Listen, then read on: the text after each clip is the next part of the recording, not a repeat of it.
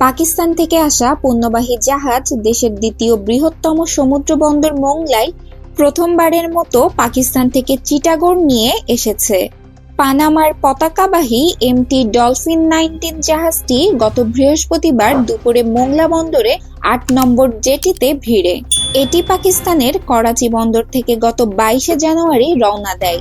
বন্দর কর্তৃপক্ষের তথ্য অনুযায়ী ১৪৫ মিটার দীর্ঘ ও ৭ মিটার ড্রাফট বিশিষ্ট এই জাহাজের মাধ্যমে দেশের চিটাগং আমদানির নতুন দিক উন্মোচিত হলো।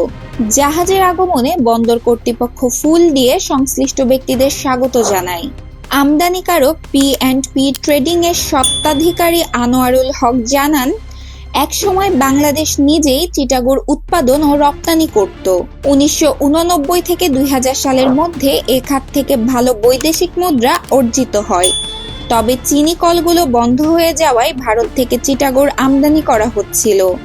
কিন্তু ভারত হঠাৎ করে চিটাগং রপ্তানিতে শুল্ক বাড়িয়ে দেওয়ায় দাম বেড়ে যায়।